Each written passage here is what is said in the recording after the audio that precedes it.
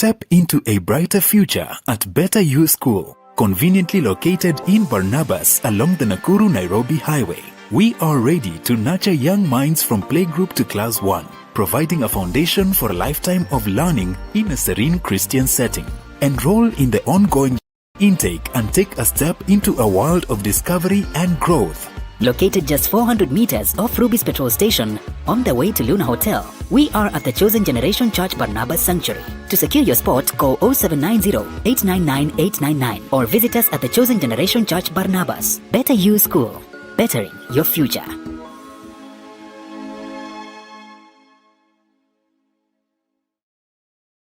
Dreams come to life when you own a piece of the future, a place you can proudly call your own. And that dream is now within your reach. Ingenious Land and Properties Limited. Discover our projects, each offering you the opportunity to invest in your future. Piave Baraka Gardens, just 549,000 shillings.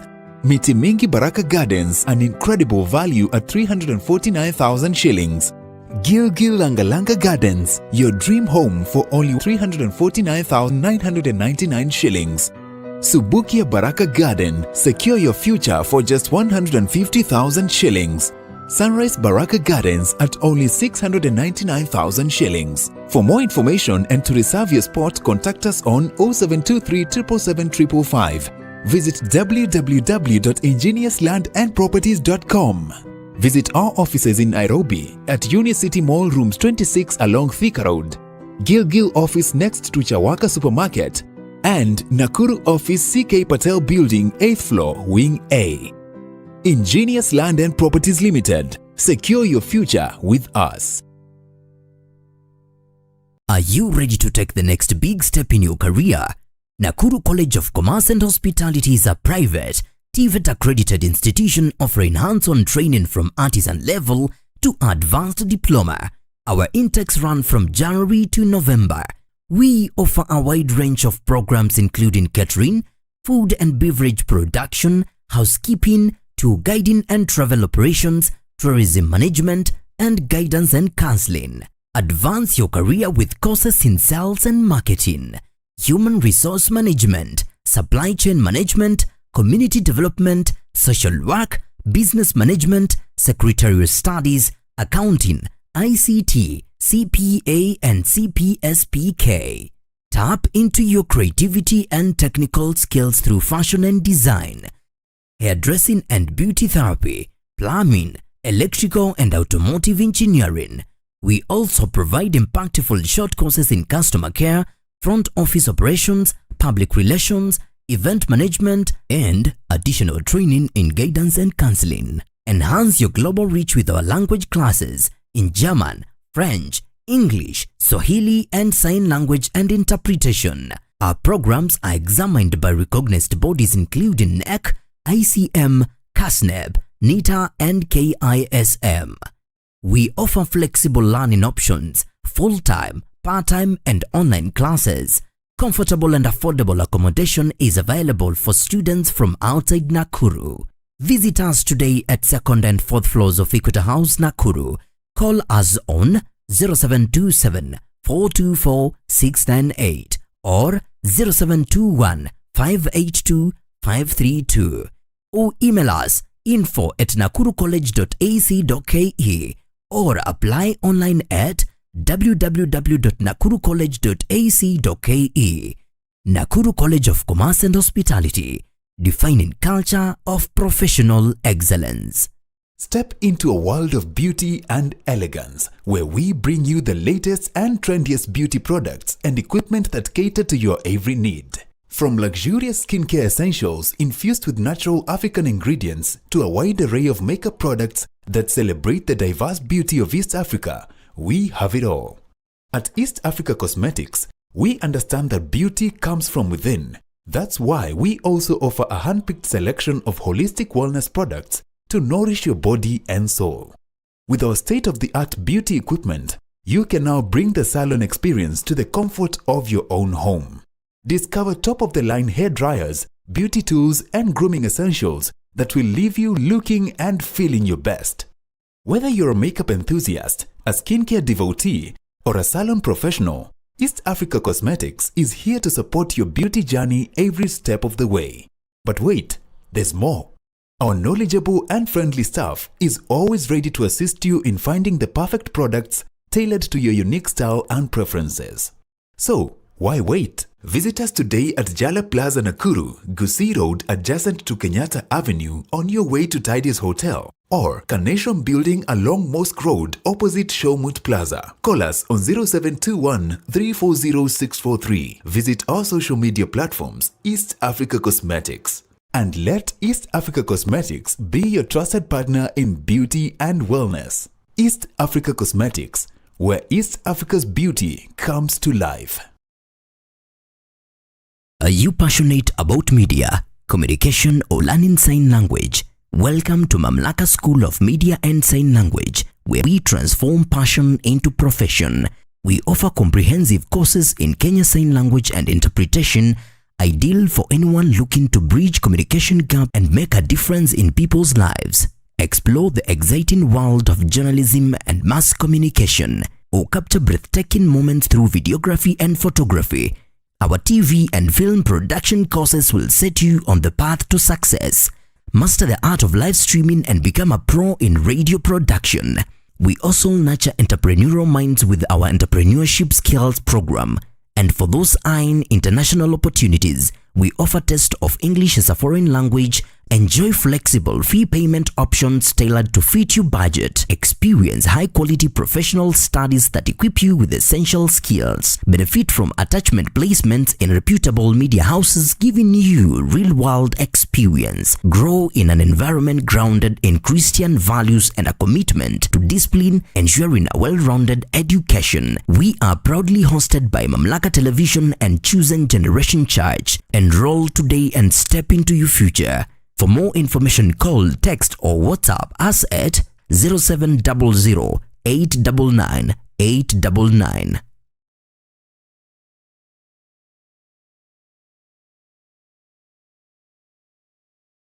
Step into a brighter future at Better You School, conveniently located in Barnabas along the Nakuru-Nairobi Highway. We are ready to nurture young minds from playgroup to class 1. Providing a foundation for a lifetime of learning in a serene Christian setting. Enroll in the ongoing intake and take a step into a world of discovery and growth. Located just 400 meters off Ruby's petrol station, on the way to Luna Hotel, we are at the Chosen Generation Church Barnabas Sanctuary. To secure your spot, call 0790 899 899 or visit us at the Chosen Generation Church Barnabas. Better You School, bettering your future.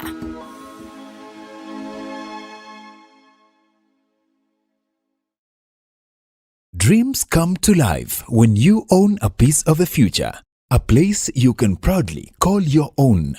And that dream is now within your reach. Ingenious Land and Properties Limited. Discover our projects, each offering you the opportunity to invest in your future. Piave Baraka Gardens, just 549,000 shillings. Miti Mingi Baraka Gardens, an incredible value at 349,000 shillings. Gilgil Langalanga Gardens, your dream home for only 349,999 shillings. Subukia Baraka Garden, secure your future for just 150,000 shillings. Sunrise Baraka Gardens at only 699,000 shillings. For more information and to reserve your spot, contact us on 0723 777 555. Visit www.ingeniouslandandproperties.com. Visit our offices in Nairobi at Unicity Mall Rooms 26 along Thika Road, Gilgil office next to Chawaka Supermarket, and Nakuru office CK Patel Building 8th.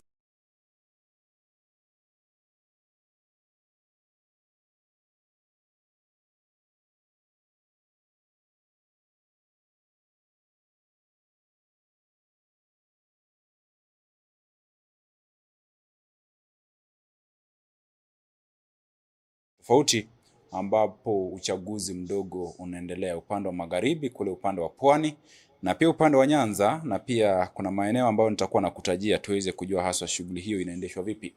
My name is Nyongesa Derrick and this is Mamlaka Breakfast. Ni kipindi ambacho hukujia kila siku ya wiki kuanzia Jumatatu hadi siku ya Ijumaa, na katika awamu ya kwanza tunaangazia habari ambazo zimepewa kipaumbele, matukio ambayo yanajitokeza mahala ulipo, na tuweze kujua ni vipi tunaweza, kama ni ya kujifunza tuweze kujifunza kutoka kwayo, na pia kama ni ya kujiburudisha pia tuweze kuchangamkia, na tuweze kuhakikisha kwamba tunaishi katika jamii ambayo inakuwa bora zaidi. Na katika awamu yetu ya pili pia tunachagua mada ambayo ni ya umuhimu kwetu tuweze kuijadili, na hii leo katika awamu yetu ya pili tutakuwa naye Reverend Damaris Muranja, na tutakuwa tunazungumzia kuhusu decoding her world. Huyu ni mwanamke katika jamii, tutakuwa tunamzungumzia anapaswa kuweza kufanya nini katika maisha ili kuweza kuhakikisha kwamba anakuwa. Ni katika awamu yetu ya pili tutakuwa na mgeni wetu Reverend Damaris Muranja tukizungumzia kuhusu decoding her world. Na pia vile vile nakupatia fursa ya kuweza kuwasiliana nami kupitia mitandao zetu za kijamii, on Facebook Mamlaka Television, on YouTube Mamlaka Television, na pia kupitia nambari zetu za simu 0721899899. Nambari nyingine ya simu ni 0700899899.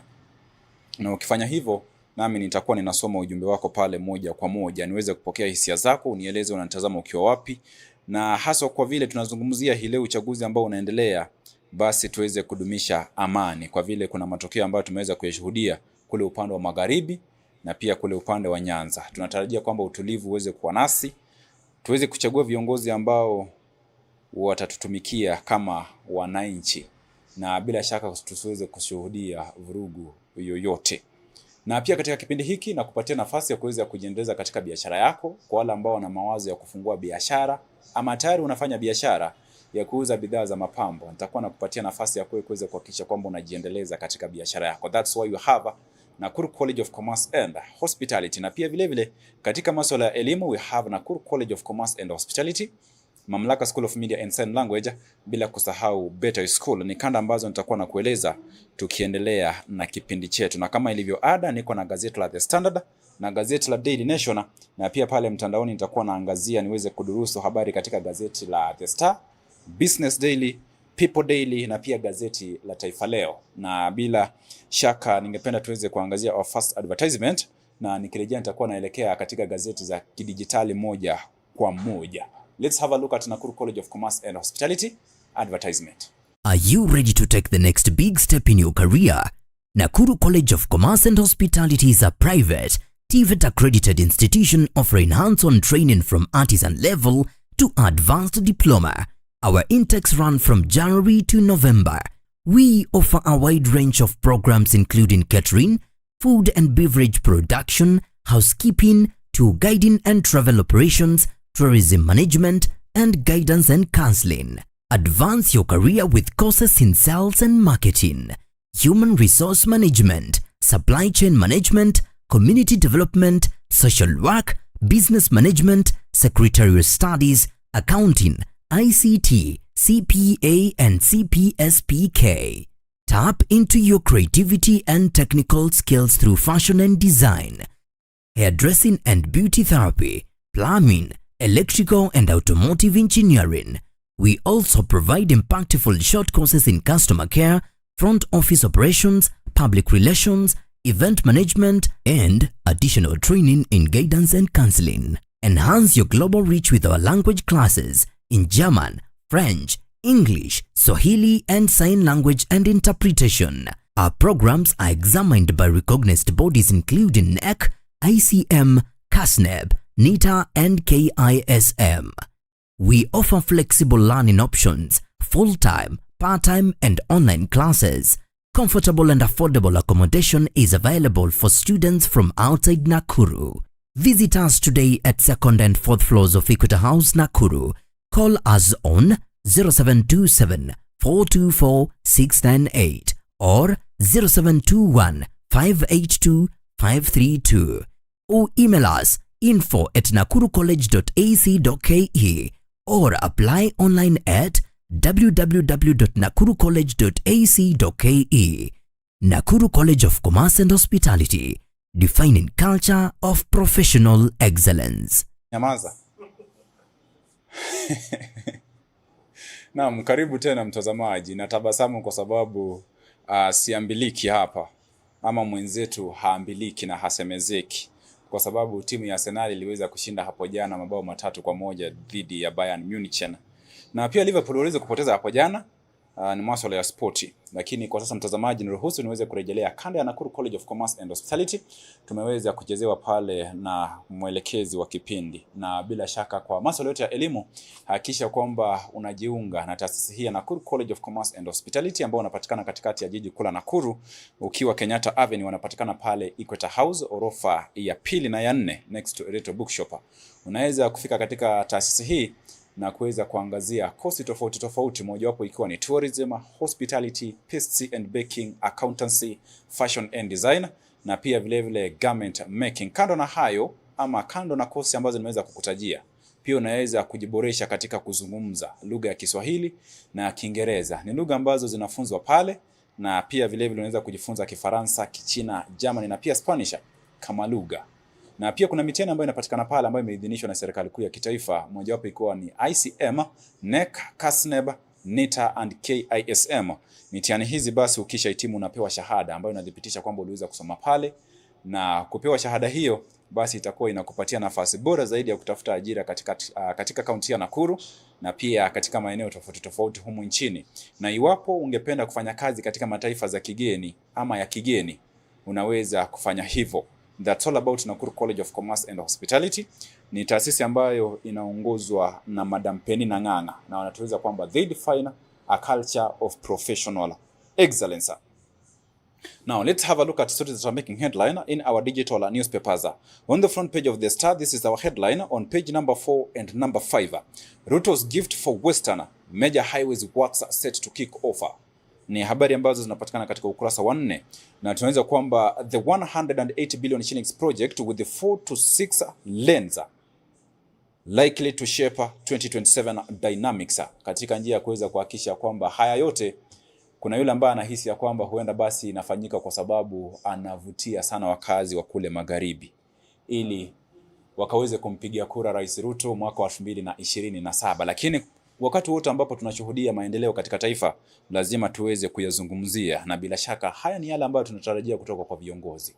Na katika upande wa magharibi tunaelezwa kwamba Ruto's gift for Western, major highway works set to kick off. This is the story on page number 4 and number 5. And this project costs a total of 180 billion shillings.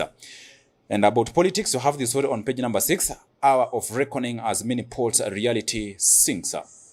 Uchaguzi mdogo ambao unaendelea katika maeneo tofauti tofauti humu nchini, ama maeneo 22. Na bila shaka ni habari ambazo zinaangaziwa katika ukurasa wa 6. We also have a special report on page numbers 8. We have despite 2010 constitution, we have the civic space still constrained like Moise, or rather like Moise. This is the story on page number 6. And it is a special report on page number 8, sorry, not number 6. That's all about the front page of the Star. Now let's have a look at the Business Daily, at business stories. We have the story on page number 9. The story is about intelligence. Every morning, the African founder wakes up knowing he or she must outrun the predator behind them. Na ni swala ambalo pia mimi nakubaliana nalo. Kwa yule ambaye angependa kunawiri katika maisha, lazima siku zote asubuhi akiamka ajaribu kujituma hata zaidi, because we have a predator who is somewhere watching your moves. Lazima uweze kujitahidi hata zaidi ili kuweza kujiendeleza katika maisha. This is the story on page number 9. Every morning, the African founder wakes up knowing he or she must outrun the predator behind them. This is the story on page number 9. And on page number 4, we have Kenya's richest 1% get about half of the new wealth created. Na bila shaka ni ripoti ambayo pia iliweza kutolewa hapo jana na the Oxfam Kenya, ambayo iliweza kutoa idadi ya watu ambao ni matajiri, na utajiri wao unaweza kuwahudumia ama unashinda utajiri wa watu milioni 40.1. Ni ripoti ambayo iliweza kuchapisha hapo jana kuhusiana how rich Kenya is, or rather Kenyans are. This is the story on page number 4. And on page number 17, this is an international story. We have Tanzanian tycoon to take 68.7% stake in a Portland cement. This is the story on page number 7. And on page number 14, we have SGR revenues that rise 20% on high cargo passenger traffic. Ni habari ambazo zinapatikana katika ukurasa huu wa 14.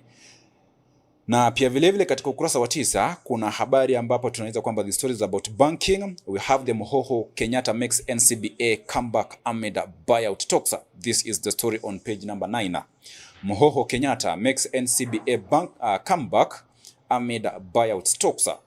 This is the story on page number 9. Now, this is our headline. On page number 9, we have 25,000 SACCOs risks closure over missing auditor reports.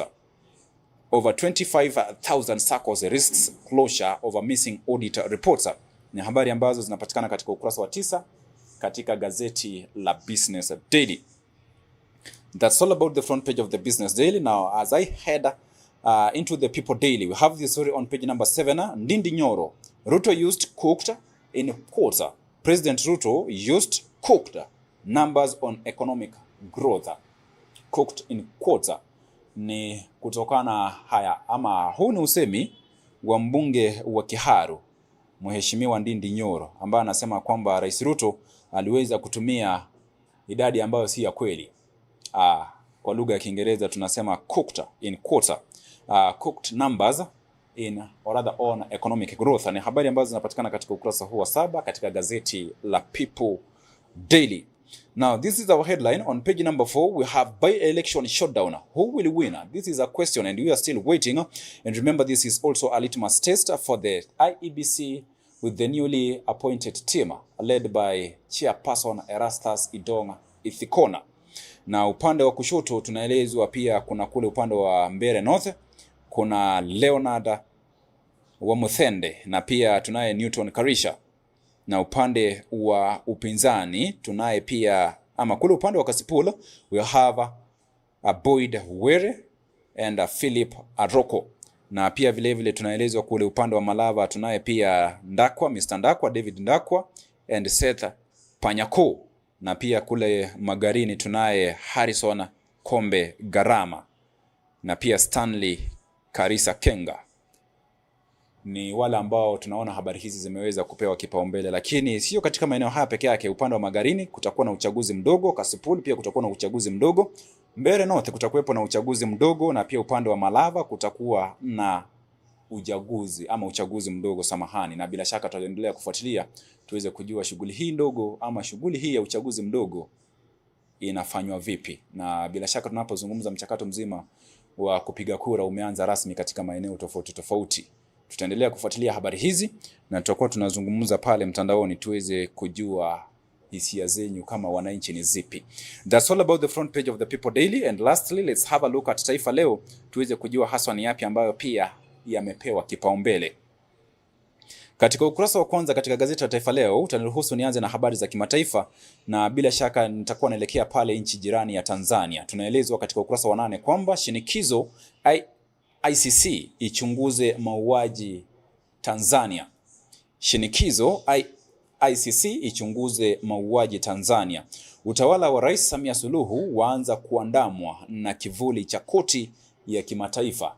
Hii ni baada ya vurugu ambayo iliweza kushuhudiwa siku ya uchaguzi na hata baada ya uchaguzi. Na kulingana na ripoti kutoka kwa viongozi wa upinzani katika taifa hilo, wanaelezwa kwamba watu ambao waliweza kupoteza maisha ni zaidi ya watu 300. Na kuna wale ambao wanahisi kwamba huenda basi idadi hiyo ikawa inapita.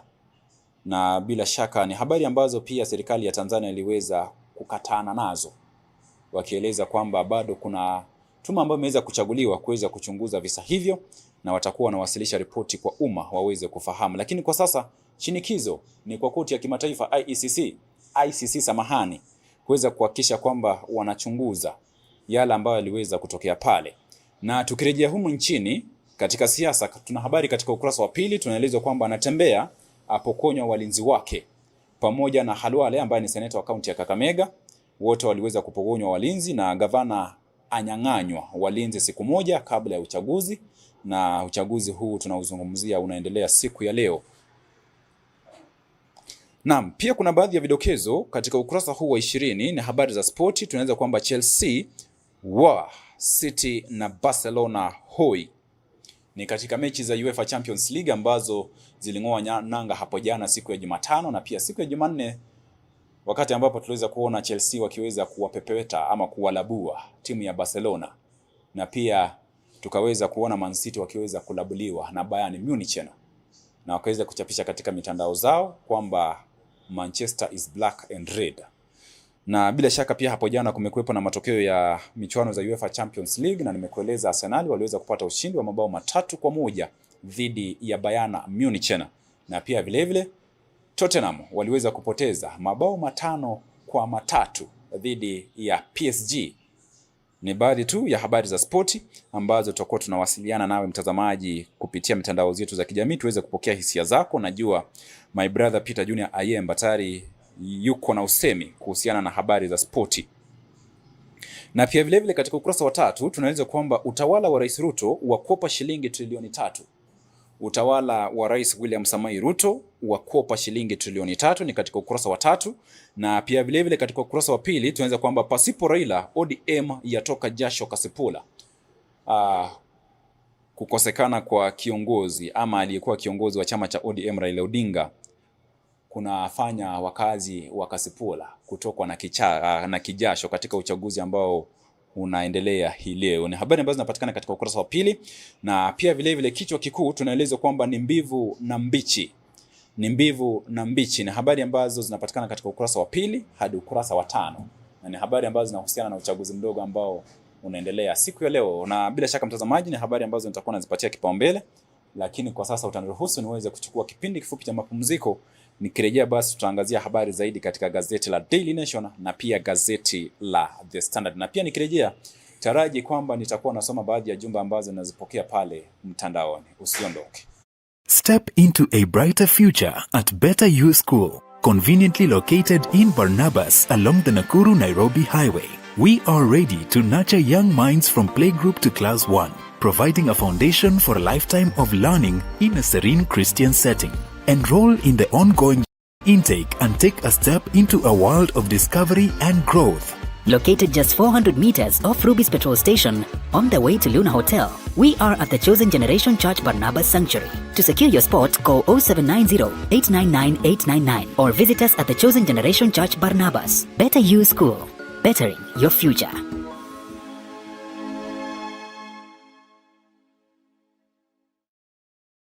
Dreams come to life when you own a piece of the future, a place you can proudly call your own. And that dream is now within your reach. Ingenious Land and Properties Limited. Discover our projects, each offering you the opportunity to invest in your future. Piave Baraka Gardens, just 549,000 shillings. Miti Mingi Baraka Gardens, an incredible value at 349,000 shillings. Gilgil Langalanga Gardens, your dream home for only 349,999 shillings. Subukia Baraka Garden, secure your future for just 150,000 shillings. Sunrise Baraka Gardens at only 699,000 shillings. For more information and to reserve your spot, contact us on 0723 777 555. Visit www.ingeniouslandandproperties.com. Visit our offices in Nairobi at Unicity Mall Rooms 26 along Thika Road, Gilgil office next to Chawaka Supermarket, and Nakuru office CK Patel Building 8th floor Wing A. Ingenious Land and Properties Limited. Secure your future with us. Are you ready to take the next big step in your career? Nakuru College of Commerce and Hospitality is a private, TVET accredited institution offering hands-on training from artisan level to advanced diploma. Our intakes run from January to November. We offer a wide range of programs including catering, food and beverage production, housekeeping, tour guiding and travel operations, tourism management, and guidance and counseling. Advance your career with courses in sales and marketing, human resource management, supply chain management, community development, social work, business management, secretarial studies, accounting, ICT, CPA and CPSPK. Tap into your creativity and technical skills through fashion and design, hairdressing and beauty therapy, plumbing, electrical and automotive engineering.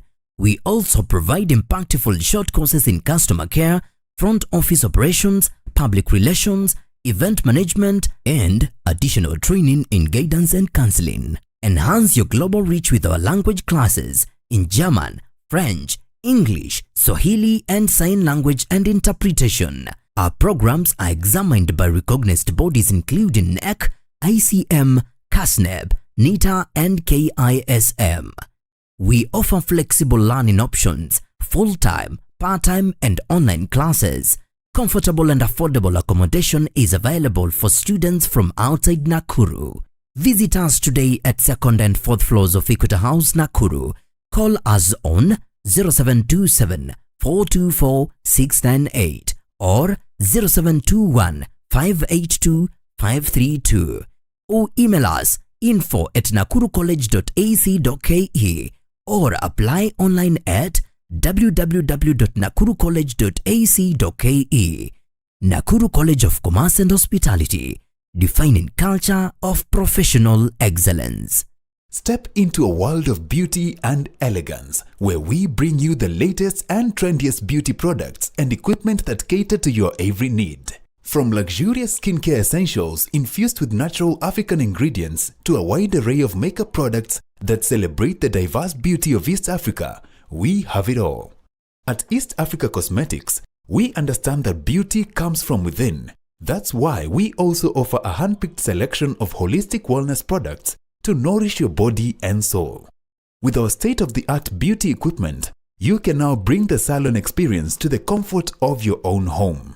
Discover top-of-the-line hair dryers, beauty tools, and grooming essentials that will leave you looking and feeling your best.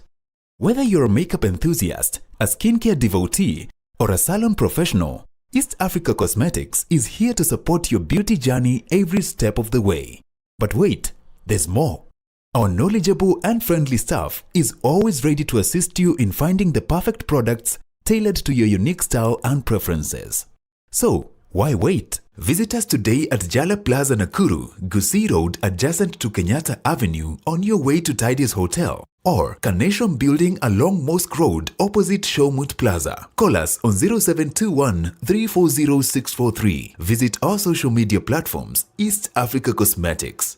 And let East Africa Cosmetics be your trusted partner in beauty and wellness. East Africa Cosmetics, where East Africa's beauty comes to life.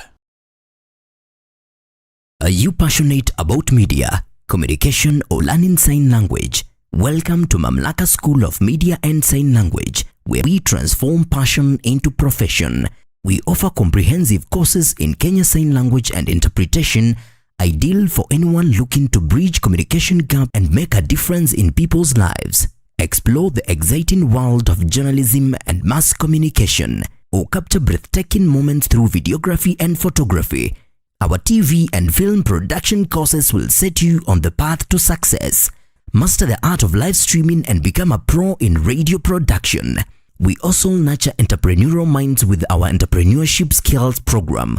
And for those eyeing international opportunities, we offer test of English as a foreign language. Enjoy flexible fee payment options tailored to fit your budget. Experience high-quality professional studies that equip you with essential skills. Benefit from attachment placements in reputable media houses, giving you real-world experience. Grow in an environment grounded in Christian values and a commitment to discipline, ensuring a well-rounded education. We are proudly hosted by Mamlaka Television and Chosen Generation Church.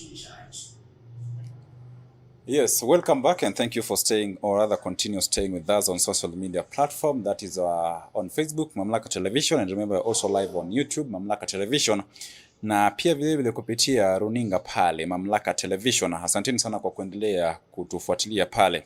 And of course, I see we have Bitman Mamake Bianca anasema yuko ndani. Thank you so much for tuning in. And we also have Josepha Mwangi anasema yuko ndani, and Priscilla Gitonga wote wanasema wako ndani. Thank you so much for tuning in. Na bila shaka ningewasihi iwapo unanitazama, pia kuna nambari zetu za simu ambazo unaweza kutumia kuweza kuwasilisha hoja zako. 0721899899. Nambari nyingine ya simu ni 0700899899. Ni habari ama ni nambari ambazo unaweza kuzitumia kuweza kuwasiliana nasi asubuhi hii ya leo. Now let's have a look at the front page of the Daily Nation and the Standard newspaper tuweze kujua haswa ni yapi ambayo yanazidi kuendelea pale, na naona vichwa vikuu angalau katika kila gazeti vinazungumzia kuhusu uchaguzi mdogo ambao unaendelea hii leo, na bila shaka nitakuwa naunganisha habari hizi ili tuweze kuzizungumzia kwa pamoja.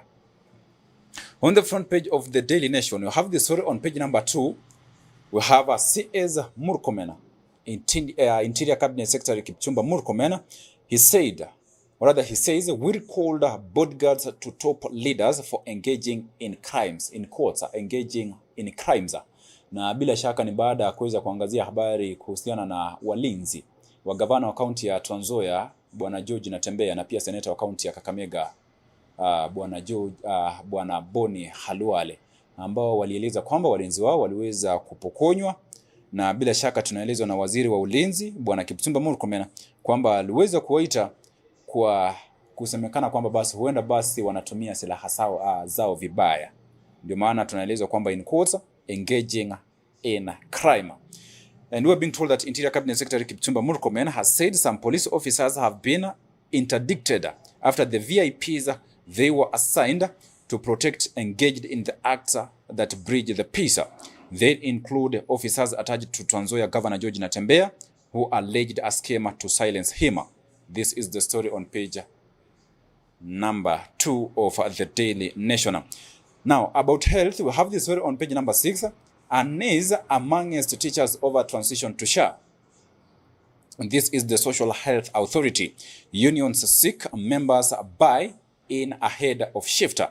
Na habari ambazo zinapatikana katika ukurasa huu wa 6 katika gazeti la Daily Nation. And on page number 8 we have state ignores court orders flatten city estate houses. Na habari ambazo zinapatikana katika ukurasa huu wa 9. Licha ya kuwa koti ama mahakama iliamua kwamba shughuli nzima ya ubomozi wa majengo katika jiji ama katika baadhi ya majiji ama katika baadhi ya jiji, tunaelezwa kwamba bado serikali inazidi kuendelea na ubomozi wa majumba.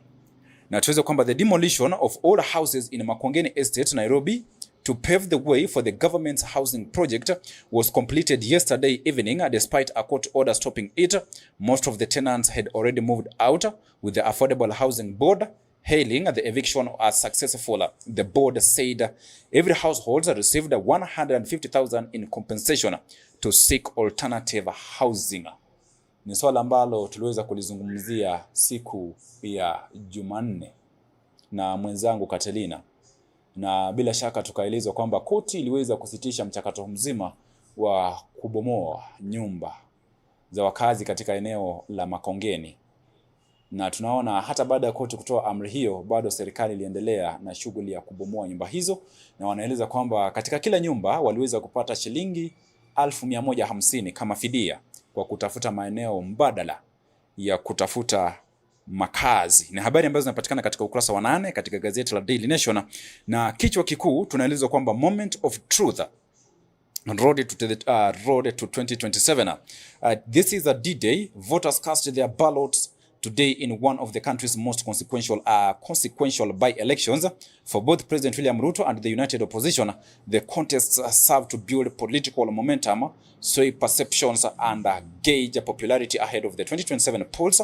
But the IEBC, this is an opportunity to gain the trust and confidence of Kenyans. This is the story on page number 4 to number 9. We have key players: President William Ruto, we have DCP party leader Rigathi Gachagua, Wiper party leader, or rather Wiper party boss Kalonzo Musyoka. Then you have a prime minister, prime cabinet secretary, Musalia Mudavadi. Then you also have a deputy president, Professor Kithure Kindiki, and lastly we have IEBC chairperson, Mr. Erastus Ethikona. Ni wale ambao tunawataja kama wakuu katika siasa ambazo tunashuhudia ama ambazo tutakuwa tunazishuhudia mwaka wa 2027. Tunaye Rais Ruto ambaye ni kiongozi wa taifa, tunaye aliyekuwa naibu wa rais Rigathi Gachagua ambaye pia ni kiongozi wa chama cha DCP, na pia vile vile kiongozi wa chama cha Wiper Patriotic Front Kalonzo Musyoka, na pia vile vile tunaye Musalia Mudavadi ambaye ni mkuu wa mawaziri, na pia upande mwingine tunaye Profesa Kithure Kindiki ambaye ni naibu wa rais katika jamhuri hii ya Kenya. Na mwisho kabisa tunaye kiongozi wa IEBC chairperson Mr. Erastus Edunga Ethikona. Ni wale ambao wameweza ama ni picha ambazo zimeweza kuchapishwa katika ukurasa huu wa kwanza katika gazeti la Daily Nation. That's all about the front page of the Daily Nation. As I have a look at the front page of the Standard, we have stories that are making headline, and we have the story on page number 4 up to number 8. And of course, the story talks about the 2027 address rehearsals. Sawia na kichwa kikuu katika gazeti la Daily Nation. Pia vile vile katika gazeti la The Standard tunaelezwa kwamba 2027 address rehearsal, choice and consequences. The country's 24 by-elections have moved into a bruising proxy war between President William Ruto and his estranged deputy Rigathi Gachagua, a battle for political survival disguised as local contests. Every ward and constituency has become a testing ground for 2027, with money, state machinery and ethnic loyalties pulling in opposite directions. The outcomes could red raw alliance and mask the depth of interferences and jolt the country's political architecture in ways that will echo far beyond these many polls. This is the story on page number 5, or rather from page number 4 up to number 8 respectively, on the front page of the Standard. And you have Douglas Kanja, the Inspector General of Police. He says the NPS, this is the National Police Service, reiterates its unwavering commitment to executing its duties impartially, professionally, and in strict adherence to the Constitution in order to facilitate a peaceful, free, fair, and credible electoral processes.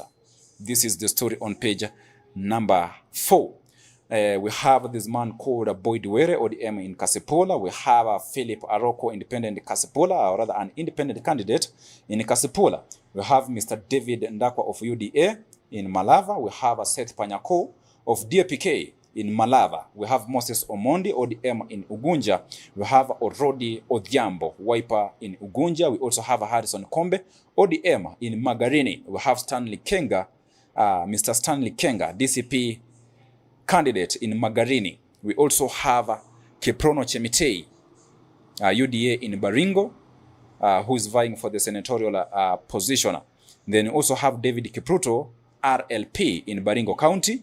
We also have Leonard Wamodhende, UDA Mbeere North. Then Newton Kariuki, DP Mbeere North.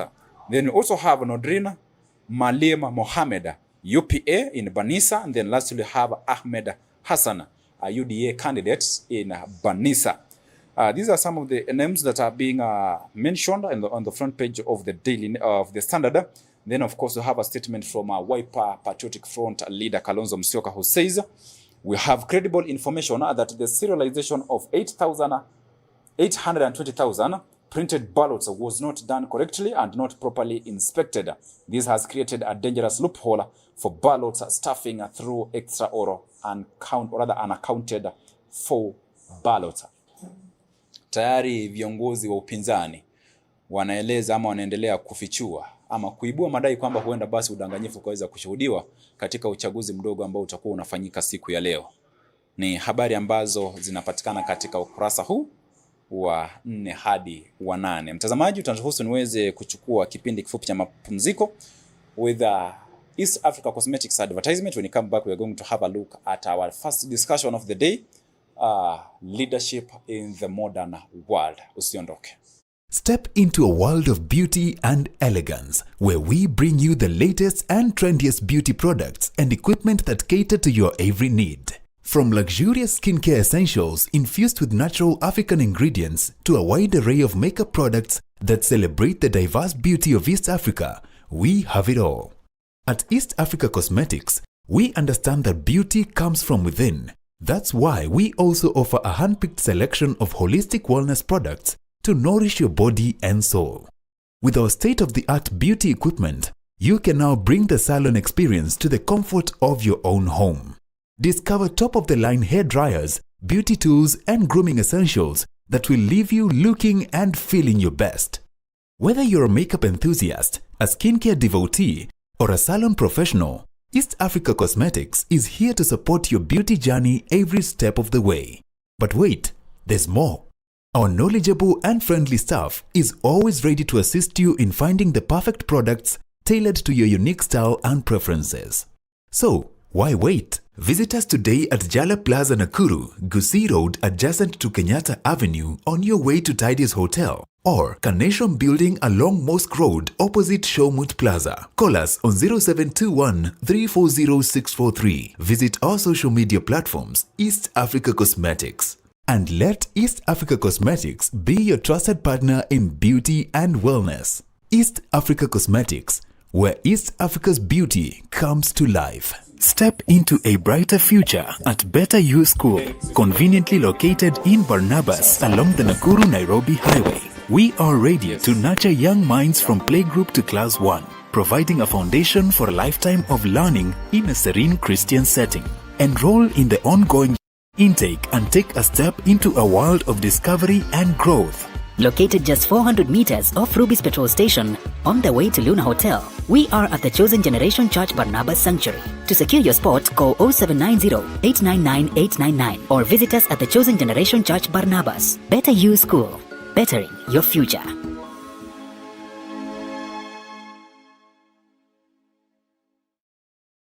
Dreams come to life when you own a piece of the future, a place you can proudly call your own. And that dream is now within your reach. Ingenious Land and Properties Limited. Discover our projects, each offering you the opportunity to invest in your future. Piave Baraka Gardens, just 549,000 shillings. Miti Mingi Baraka Gardens, an incredible value at 349,000 shillings. Gilgil Langalanga Gardens, your dream home for only 349,999 shillings. Subukia Baraka Garden, secure your future for just 150,000 shillings. Sunrise Baraka Gardens at only 699,000 shillings. For more information and to reserve your spot, contact us on 0723 777 555. Visit www.ingeniouslandandproperties.com.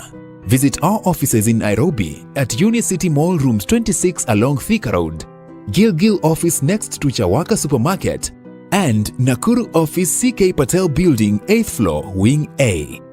Ingenious Land and Properties Limited. Secure your future with us.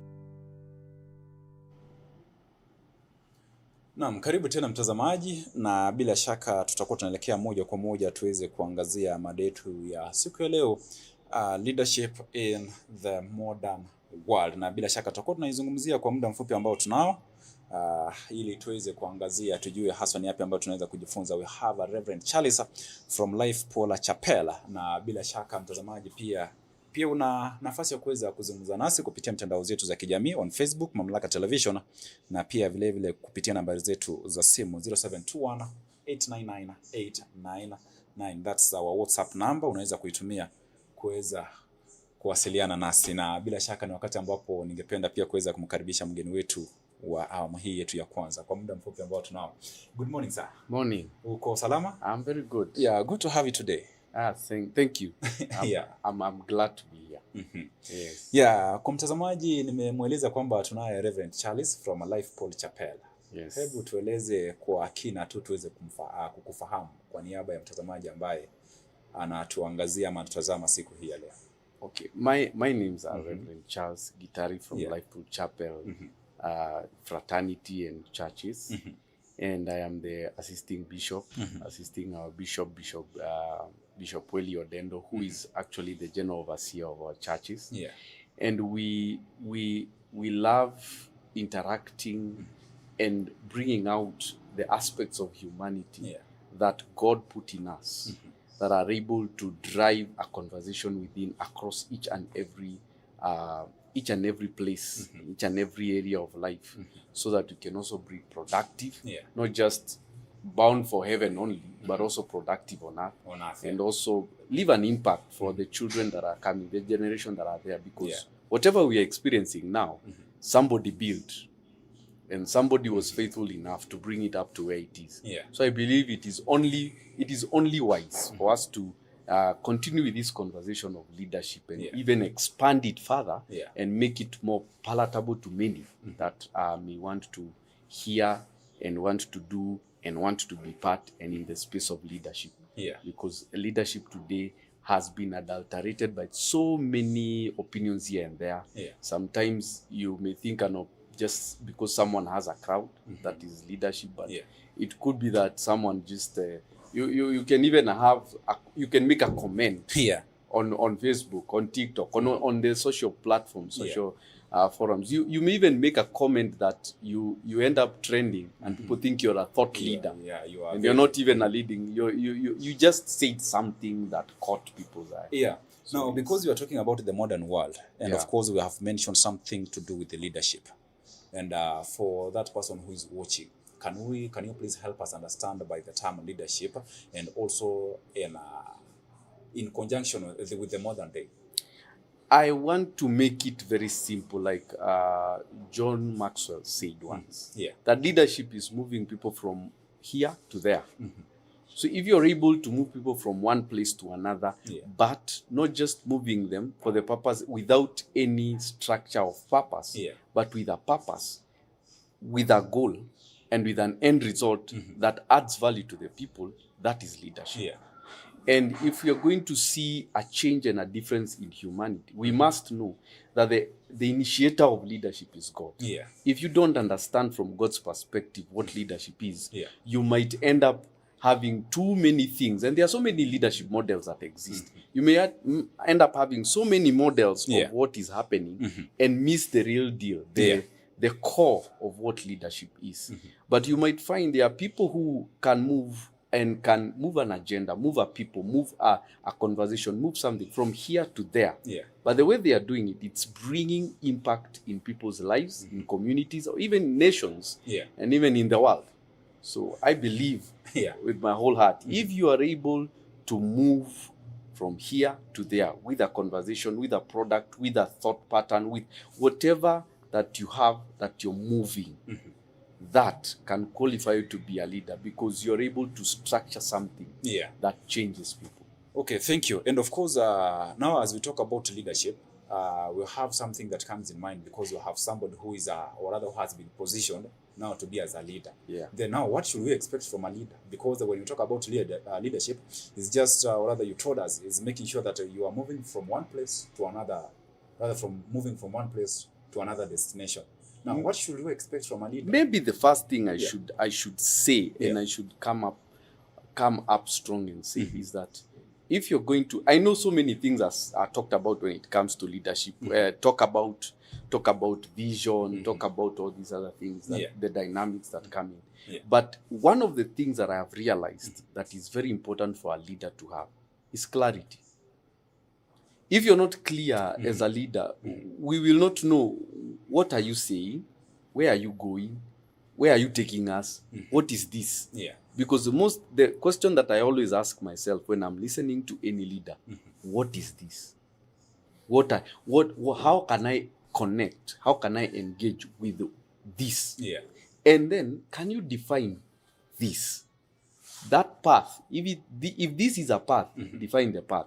If this is a product, define the product. If this is a concept, if this is a concept, then clarify make it clear, so that when we start following you, we are aware of why we are following. And then we are able also to put our contribution through our abilities, talents, and giftings into what this is. But I cannot put in and add value to something I have no idea what it is. So leadership must answer that question. What is this? And where is it taking us? So at the end of the day, there has to be the definition of the content and the definition of the destination. Because if I don't know where I'm going with this content, I'll ask, okay, I have this. Then where am I going with this? And if I know the destination, definitely the in-between, I will know who I need for the destination. And then I will know who I need to help me to flow or move to the destination. So abilities and other people come and join in only when there is a clarity of what is this. And then there is a where are we going. That for me becomes more in a nutshell of what I would really encourage someone to think about when you're thinking about leadership. Okay, thank you. And Reverend, will you please help us understand the biblical aspect of how a leader is born? Like, for example, we have people who say a leader is born, and others say we can make a leader. I want to believe one thing, that a leader is more made than being born. Because being born, everyone is born. Everyone is born with capacity, with abilities, with all that. But a leader is made. Because when someone is born, they are born within a specific environment. So within that environment, they may be shaped to something else that actually that is not literally a leader. They can be even made to be a slave. Because in the children of Israel, there are people who are born in Egypt when they were in slavery. All they knew was slavery. So if you put, and that's why you realize when Moses went to those slaves, he told them, I have come to set you free. What did they do?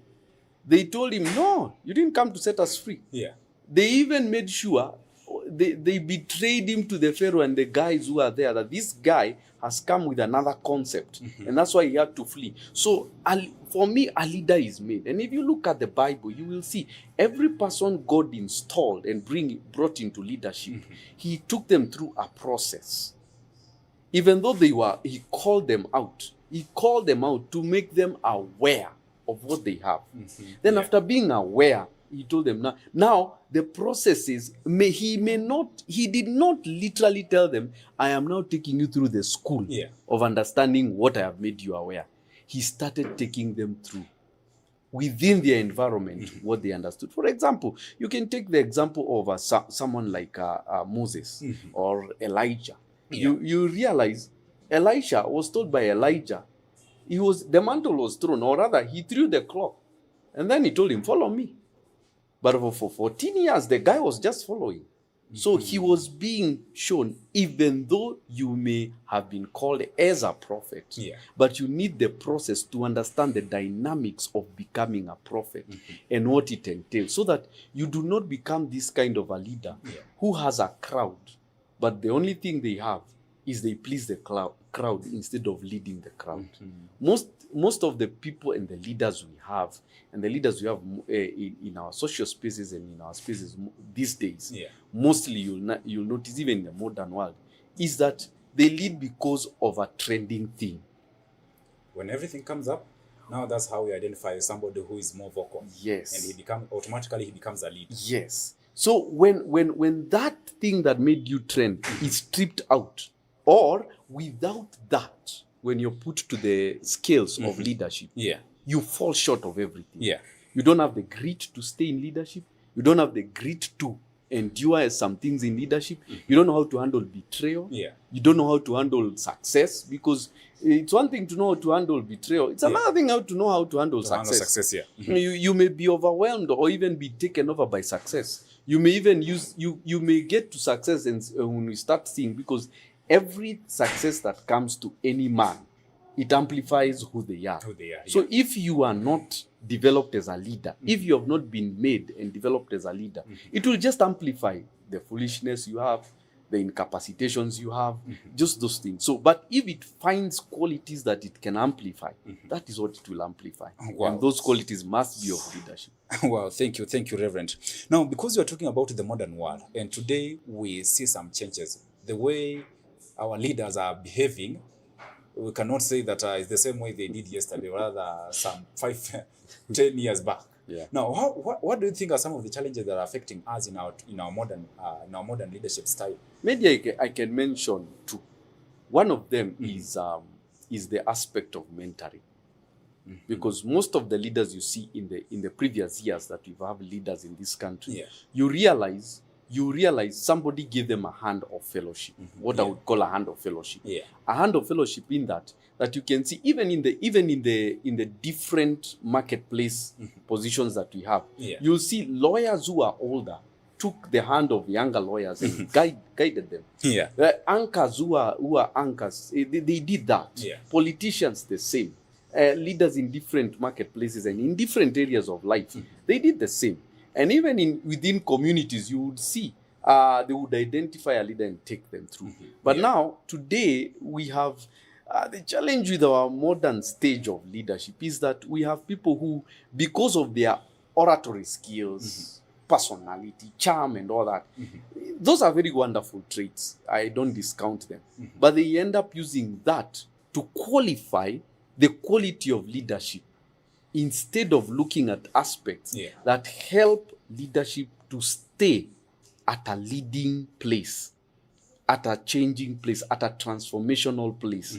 So you find, because there are no qualities, you find somebody is using the quantity of comments, the quantity of words, or the quantity of comments or anything that has been spoken to you. Maybe I have many numbers. Maybe I have a following because I am funny or I am good at dealing with this and that. But you don't deal with the matter at the root.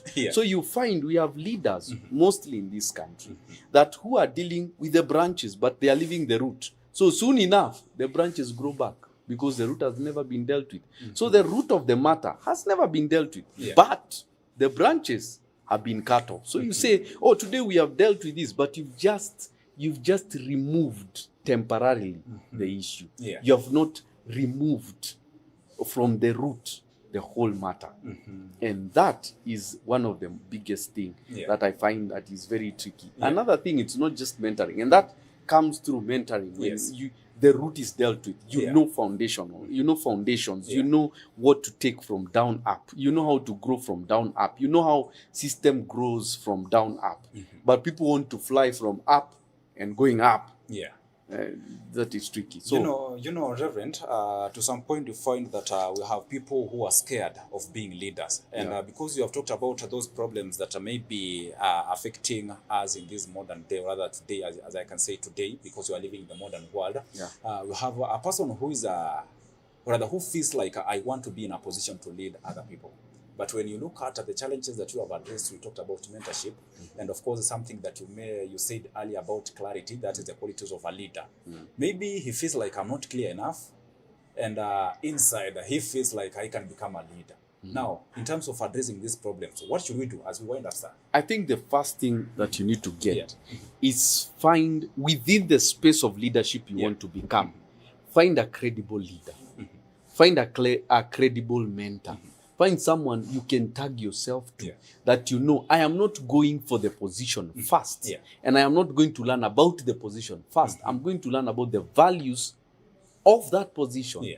So when you start there, when you get now to the things, because it is easy to just get the ideologies of how to do leader. It is very easy. If I want to become, for example, a headmaster or a teacher, all I need to do is to understand, what does it entail to become a teacher? I get 1, 2, 3, 4 things and I'm done. I know I have to do this, I have to scale up this, I have to scale up this, and I have to get a degree here and a degree here, and I'm done. That one I can get by my own. But I can tell you one thing you can't get on your own: value. Because value must be added to you. The Bible says, unto this add, that this is Second Peter. It says, unto faith add. Those things that are being added are knowledge, self-control. Because as a leader, you must have the character that carries the leadership. Because he who builds with just gifting and talent will soon crumble. But he who builds with character will stabilize in their walk of leadership. Because character is very stable, and it goes beyond just the normal way we are used to. People coming with flares and all that. Character goes beyond. Someone who can endure challenges of a fight, or challenges of work, or challenges of not enough, is able to endure because the character has been built to stay longer in a system. But you will find someone who just is there because of what is coming to them. They are just there because of the profit and the gain. And those are the people who fall through the cracks very fast. Or they become blame shifters. They just blame everyone, blame everything, and they are the one who are the clean ones. You know, Reverend, when you talk about blaming, or rather we shift attention, or rather we shift what we talk, we as a country today, we are experiencing we are waiting till tomorrow. We have an electoral process that is happening today. And of course, we are going to elect leaders. But do you think, just in less than 30 seconds, because I see our time is almost up, in less than 30 seconds. Are we as the people, are we the problem when it comes to electing leaders? Well, because I'm sorry for that, because sometimes we elect a leader and then tomorrow we start saying that, we just did it because we felt like you are being, I can say, we elected you to our feelings, rather you made us feel that you are being manipulated somewhere, or you are being mistreated. Yeah. Now, because we want to show you that now, you said that this person cannot be in a certain position. I think it's both. Do you it's both. Feel like we are the problem? I think it's both. It's both personal and systemic. Yeah. Both systemic and in a way and personal because the same people who develop the system are the ones who come back and condemn the system. Yeah. So we need to ask ourselves before we go and put up a system, what are the things we want to see? Yeah. And then what are the things that we are committed? Now, not just want to see as results, but what are we committed? Me as Charles, what am I committed to see and follow through? To make sure this system works as it is. Yeah. The problem is in these countries, people develop a system, then throw it to the people, apply it. You apply it. We are here. We are watching you. We are the watchdogs. But the question is, those we who, the Wananchi, the people, everyone who comes in with this, can we be able to be also committed that if we're going to elect integral leaders, if you're going to go for leaders who are peradventure, have the character of doing that, even when you go to the ballot box, can you practice the same thing, that you're not swayed because of one prophet or another? Okay, thank you, sir. Now, I will give you some, let me say just 1 minute. Yeah, you give us your parting shot, and of course, thank you so much for coming. We have a person or rather somebody who has been watching, and he feels like this was the moment. This conversation that we have had, maybe can change his life somewhere. Okay. So what I would say is this, if you want to become a successful, committed, impactful leader, be a man of intentionality. Be a woman and a man of intentionality. Yeah. Don't be random with what you do. Yes. Be absolutely intentional. Then study your field. Because intentionality that is not informed is you running with a fire on your head and expecting somebody to put it off. Yeah. And soon enough, it's going to roast your brain. And you will not have anything to work with. So I believe with my whole heart, have intentionality in everything you do. Craft your intentionality from research. Craft your intentionality from wisdoms of people who have been there in the game and in the industry. Let people see you having the depth of what you have. Intentionality has that. Okay, thank you. Thank you, sir, and thank you so much for coming. We are going to continue this conversation in the coming days, so that we make sure that when it comes to electing or appointing leaders, we make sure that we deal with the system. We elect somebody who is going to bring change to us. Yes. Thank you, sir, and have a blessed day. Asante. Na mtazamaji, tunachukua kipindi kifupi cha mapumziko, and of course when we come back we are going to have a conversation about decoding her word. Today our conversation is about leadership. Usiondoke. Step into a brighter future at Better You School, conveniently located in Barnabas along the Nakuru-Nairobi Highway. We are ready to nurture young minds from playgroup to class 1, providing a foundation for a lifetime of learning in a serene Christian setting. Enroll in the ongoing intake and take a step into a world of discovery and growth. Located just 400 meters off Ruby's petrol station, on the way to Luna Hotel, we are at the Chosen Generation Church Barnabas Sanctuary. To secure your spot, call 0790-899-899 or visit us at the Chosen Generation Church Barnabas. Better You School, bettering your future.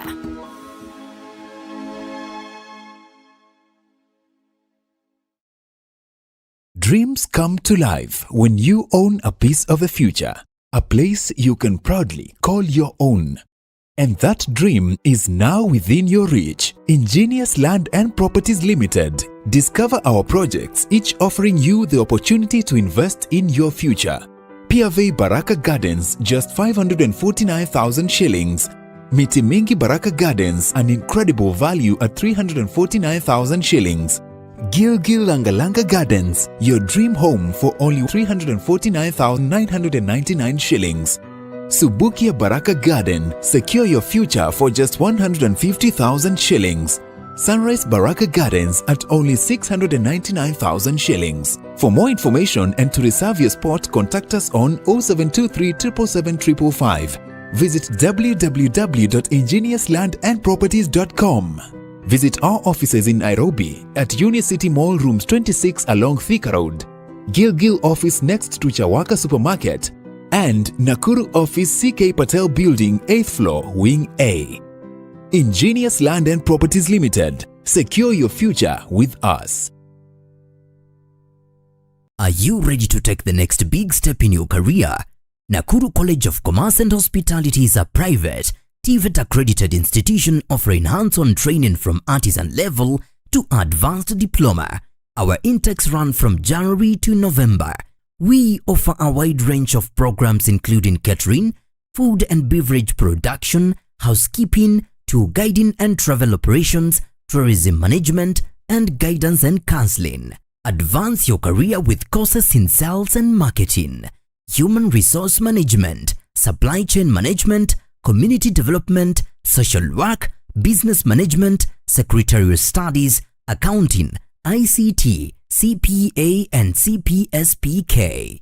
Tap into your creativity and technical skills through fashion and design, hairdressing and beauty therapy, plumbing, electrical and automotive engineering. We also provide impactful short courses in customer care, front office operations, public relations, event management, and additional training in guidance and counseling. Enhance your global reach with our language classes in German, French, English, Swahili, and sign language and interpretation. Our programs are examined by recognized bodies including NEC, ICM, CASNEB, NITA, and KISM. We offer flexible learning options, full-time, part-time, and online classes. Comfortable and affordable accommodation is available for students from outside Nakuru. Visit us today at 2nd and 4th floors of Equator House, Nakuru. Call us on 0727 424 698 or 0721 582 532. Or email us info@nakurucollege.ac.ke or apply online at www.nakurucollege.ac.ke. Nakuru College of Commerce and Hospitality, defining culture of professional excellence. Step into a world of beauty and elegance, where we bring you the latest and trendiest beauty products and equipment that cater to your every need. From luxurious skincare essentials infused with natural African ingredients to a wide array of makeup products that celebrate the diverse beauty of East Africa, we have it all.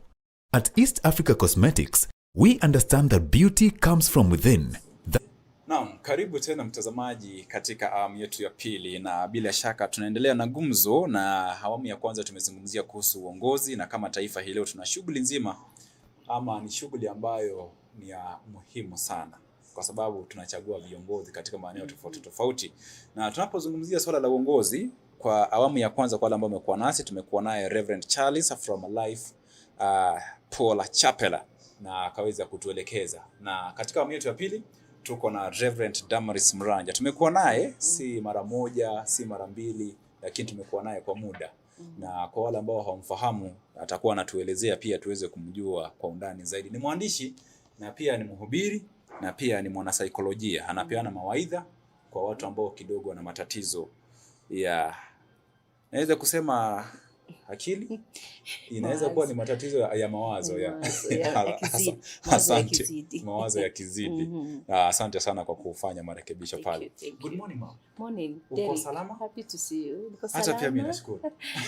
Mungu amenitenda mema. Yeah. I'm so happy to see you again. Wow, asante sana, nashukuru pia. Yes. And you are looking good. Thank you. Like you. Mama, she's blessed. Like you. Yeah, asante sana. Now, kwa mtazamaji ambaye anatazama hii leo, tunazungumzia kuhusu a woman decoding her word. But before that, kuna yule ambaye hakukosa mtu ambaye labda nakutazama kwa mara ya kwanza, anataja Reverend ambaye ni mwandishi. Labda utuelezee tu. Naitwa Reverend Damaris Mranja. Mimi ni mwanzilishi wa makanisa ya Hope in Christ International Churches. Wow. international, not only in Kenya. Yeah, not only in Kenya. Yeah. That is a blessing too. Mwanzilishi wa kanisa hilo, Yeah. muibaji wa nyimbo za kusifu Bwana, mwana saikolojia pia. Yeah. Na I'm also a mentor to many, and I thank God because now I am a publisher of books. Yeah. Wow, thank you. Today we are talking about, again, allow me to repeat. Our topic of the day is decoding her word. Yes. This is a woman we are talking about. Yes, we are talking about a And woman. when we talk about decoding, it can be maybe this woman wants to be in a place of, or rather in a position of leadership or anything else to make her outstanding. Am I right? You are right. You are right. Now, why a woman? It is because I'm a woman. Yeah. We start there. I'm a woman. Yes. And wakati nilikuwa ninalelewa na wazazi wangu those many years back, because I have my ears. Yes. Those many years, there was something that was confusing in my mind.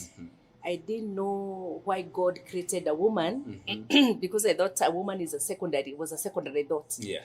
According to me. Yes. Because maandiko yanasema alimuumba mwanadamu kwanza. He created the man first, yes, then the woman. And after everything he had created, the Bible says, he said it is not good for this man to be alone. Yeah.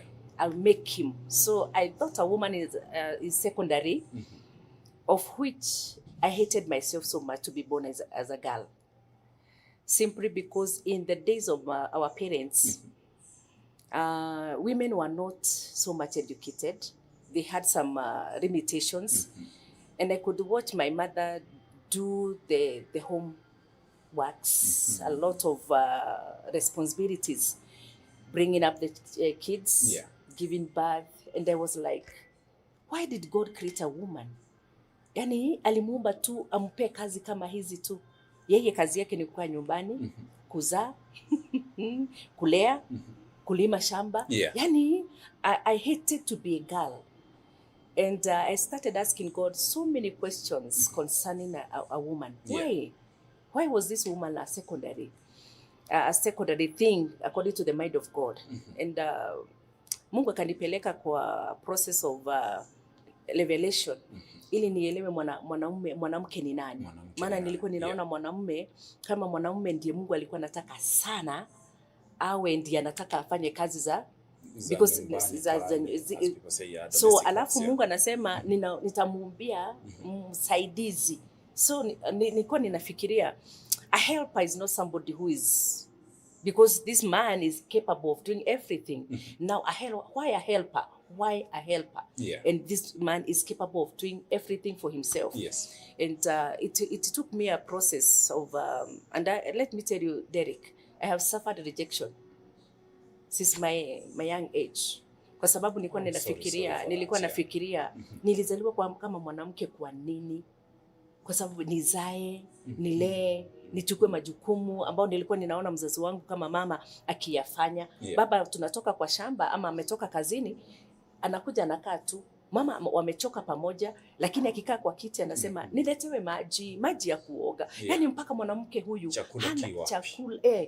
Tumetoka na wewe shambani, tumetoka na wewe kazini. Lakini sasa huyu mwanamke hana wakati wa kupumua ili hata yeye ajisikie ni mtu. Lakini ameanza kuulizwa maji ya kukuoga, maji ya nguo zangu ziko wapi, chakula kiko wapi, kwa nini umechelewa kufanya hivi. Watoto ndio wao wameanza kulia. And I felt it is not good to be a woman. It is not good to be a woman. And now, Reverend, because you are a living testimony that things can change. But why do you think that in today's society we can say that some women are being misunderstood, or rather they are being overlooked at? Why do you think it is happening? We are, the generations are changing, because now, as you see, in my generation, not the generation of our parents, my generation, our parents came to understand that a woman and a man, and this is the revelation that God gave me, that He created the man, then He made him to sleep, a deep sleep, then He took up the rib and made a woman. So the woman was inside the man when God created them. So ni wakati tu anasema akampea huyu mwanamume usingizi mzito atoe ubavu. So the woman was inside. So when this man was in deep sleep, and God removed the limb, and he made this woman to be.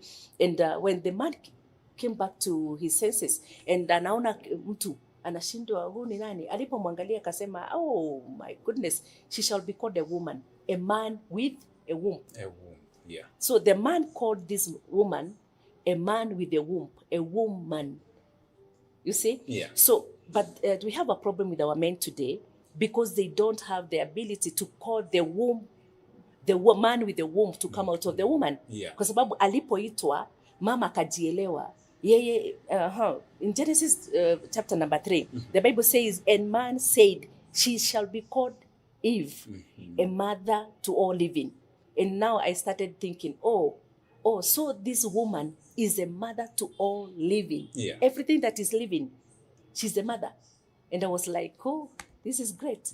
I started seeing myself and somebody now who can take care of everything because I can give life to everything. And I started thinking, I thank God because I'm born, I'm a woman. And we have some who feel like, of course, this is a biblical aspect. A woman was created to be a companion. And some versions say a helper. Do you think this could be the reason why, I don't want to say some men are misbehaving, mistreating the women, but it can also be that way. It is. It is because... Is it because of the misunderstanding? Misunderstanding. Yeah. And kama mimi inichanganya, it can also changanya even men. Ya kwamba this helper, a suitable helper, to carry all the burdens. Yeah. Because now, mwanaume anajiondoaga anasema, nimeletewa nini? A helper. Yeah. Kwa hivyo afanye kila kitu. Lakini ujue hivi, Derek, you have so many years you have lived alone. Yeah. And you have been doing all things for yourselves. Washing, cleaning your house, cooking for yourself. Yeah. But now when this woman comes into your life, you surrender everything to her. And now you close your hands. You cannot do anything. Even when the dispenser is there, ya kuchota maji, ukunywe na niwe unakunywa maji. There is a microwave there. You cannot use it. Unataka pia, kama chakula imepoa, yeye pia apeleke. Yani, mwanamke akabebwa. Sijui ni kama, I don't want to use that word, but ikakuwa mwanamke hana say.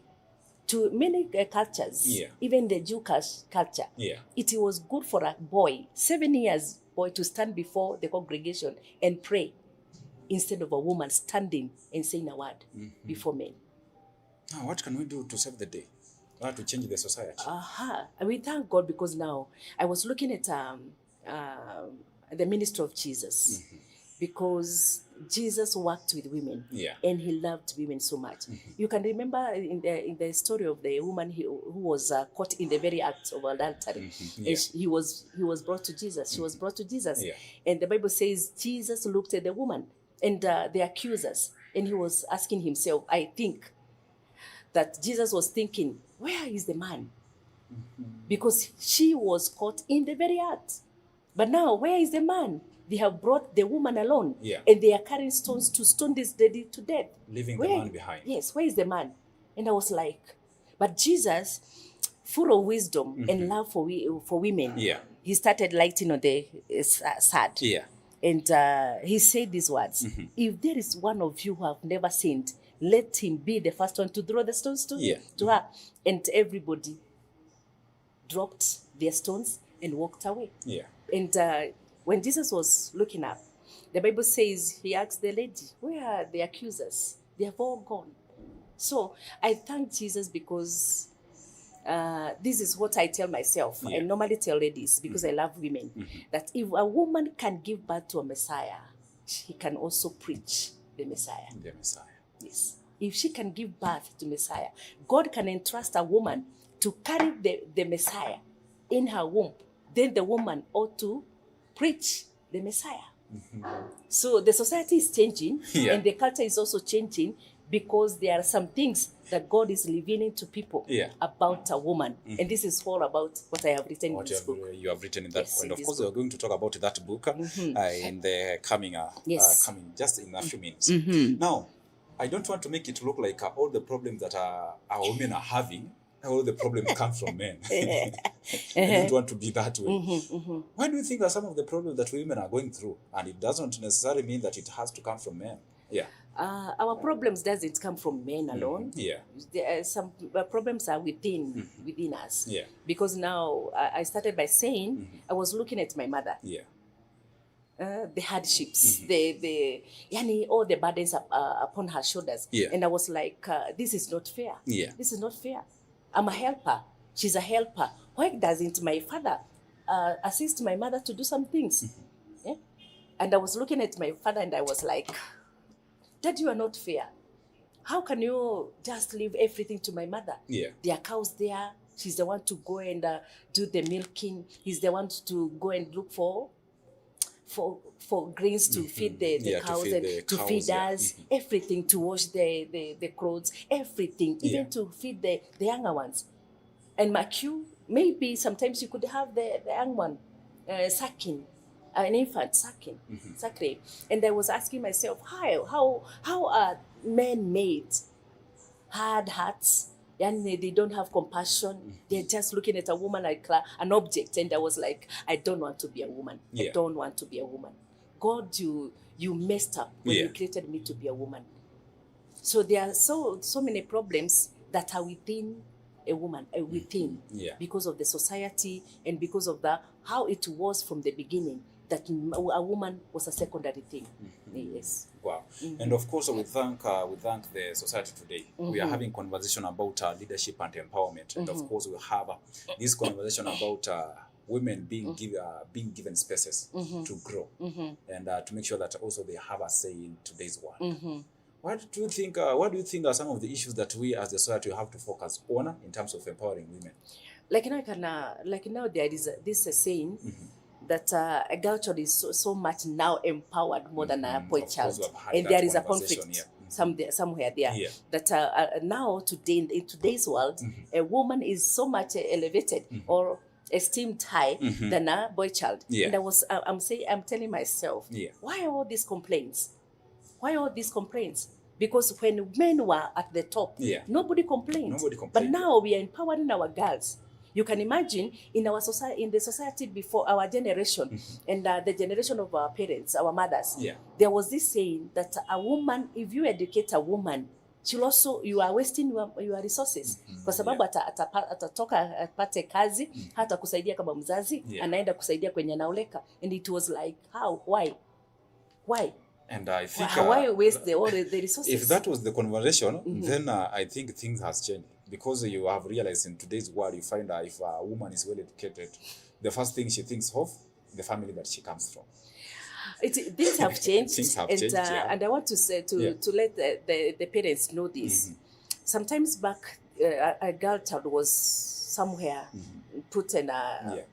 But today, in today's world, a parent like me and others, they know very well. Let me talk about myself.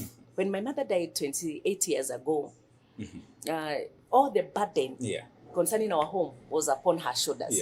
Now my mother has died, and there are children behind me. I'm the firstborn. And my father had never had a job. He was farming. And now my mother has died. The children behind, she has left a big team. We are 10, a big team, very young. 1 year, 3 years, 6 years, you can see. And when my mother died, I was like, what will my father do? Because now the breadwinner and everything that my mother was doing, my father will not be able to do it. And I started telling myself, very soon my father will marry. Very soon, my father will marry. Why?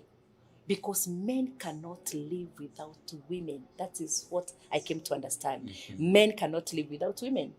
But lakini kwa sababu anataka kufinyilia huyu mwanadada asionekane kama ako na say, lakini nashukuru Mungu kwa sababu of late ladies are doing well in the society. Wazazi wengi wanasaidiwa. Nilikuwa nataka kusema hivi, Derek. After the death of my mother, I took my father as my responsibility. My father as my responsibility. Till his death, I was living with my father in our house. He was sick. The brothers were not there. They are far from here. I'm the one who is around my father. I took my father to our place. I talked with my husband. Let my father come and stay with us so that we can take good care of him. Meaning, I'm a girl. But who took care of my father till his demise? It is I, the girl. So as we are saying, girls has that compassion. Derek want to build himself. Derek want to make her girlfriend happy. A boy want to make, you have a lot of things in your mind. Yeah. But a girl, her mind goes back to the family. And this is why we are encouraging parents, take your girls to school, educate them, let them have good jobs, so that they can stand for the family and for themselves. Thank you, Reverend. And now, because we have people who are watching from different places, we want to empower this young girl who is watching us. And some feel like they have been neglected. Maybe their parents doesn't show any concern about taking them to school, or rather they have went to school. But parents are not showing any interest of maybe helping this young girl to pursue further studies. And she feels like, of course, we are talking about women being empowered, and it's the conversation that is ongoing across the country. They want to make sure that this girl child is well empowered. How will we want to help? Not necessarily meaning that now because she's a lady, now is a lady who is responsible to make sure that she helps another lady to grow. But we as the society, a woman and a man, to make sure that we help this young girl grow. The life of today, or I don't know how to put this, but to my understanding, life has become so hard on everybody, and we are telling our girls that even if you are not educated, because now sometimes our parents were not able to go to school. Even or many of us, we were limited by the finances, the resources for the school fees. But I'm telling girls, value yourself. Yes. See you as somebody who can make life easier, even for your family. Yes. Also to that man who is you are getting married to. When a woman loves herself and understands who she is in the society, she'll be empowered. And firstly, it is you to empower yourself. I tell ladies, empower yourself, love yourself. And because you are created as a woman, love yourself. And tell the Creator, I'm grateful you created me a woman. You know why? Sometimes we tell girls, women are created in a very special way. Women are mysterious. You cannot understand a woman unless you sit down and understand with the knowledge of God. With the understanding. And ask I like God the way you are saying it, that women can never be understood. Yes, they cannot be understood. And I'm still asking myself how. You cannot understand a woman. You can imagine, Derek. Let me take this example to bring this example. Now imagine a woman carries a pregnancy from the first day to the last month, or the last date. The last to maturity. And you know, a woman is mysterious. When a woman gets conceives, she cannot conceive again. Yeah, that's true. Yes, she cannot conceive again. So you put you give her the seed. He called an incubator. And I nurture to the end. And now imagine this woman, you cannot understand her. Why? This baby is growing inside her womb. There is a factory inside the womb of the woman. The bones are being made there. There is everything that the Lord is doing inside that womb of a woman, and nobody knows what is going on there. You see? And afterward, after the term is fully gone, she gives birth. Let me tell you, Derek, that day of delivering is something else. Kama mwanamume angepewa hiyo, sijui tu kama tungekuwa na wanaume duniani. The pain that woman goes through. And you see, this woman is also doing her daily chores. anafanya kila kitu, ako busy akifanya mpaka siku hiyo ya kuzaa. Na anamebeba mwanadamu mwingine kwa tumbo lake, na hakuna sauti nasikika kwa tumbo, kwa factory yake ikilia, ikifanyika, mifupa ikiumbwa kwa tumbo lake. Yani you cannot understand a woman. We will never understand that. Wanasema mara mingi a woman has the sixth sense. Akona 5 kama zile tunajua kila mwanadamu ako nazo, lakini there is another one, the sixth sense iko kwa ndani ya mwanamke. So you cannot understand a woman. A woman, I normally say a woman is mysterious. Now, of course you mentioned something to do that women can also empower themselves. How? I liked giving my examples by myself because sometimes the testimonies that I have, I don't, not of hearing from others. It is my little experience. You need to empower yourself as a woman. Why? I cannot be asking everything from my husband or my parents.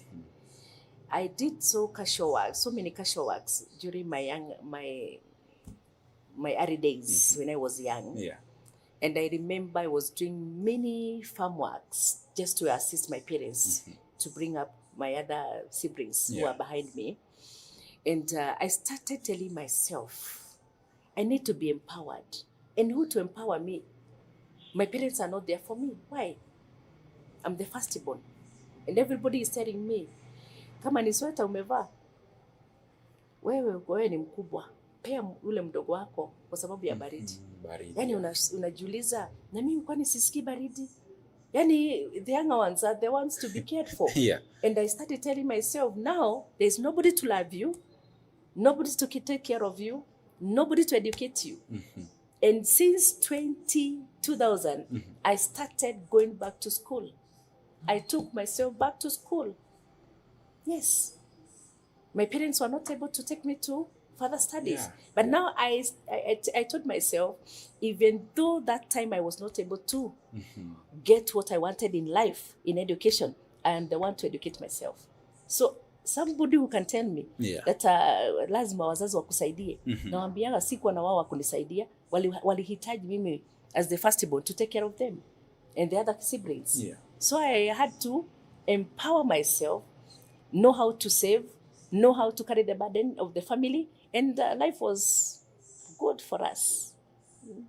Now, just you mentioned that life is not it's not always going to be easy.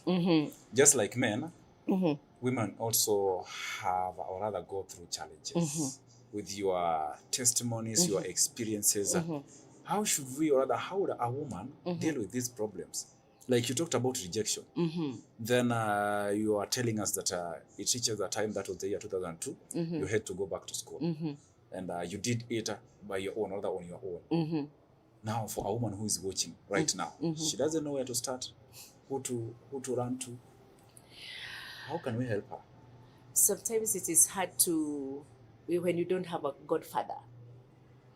And many of the girls we have in our society today, they don't have godfathers.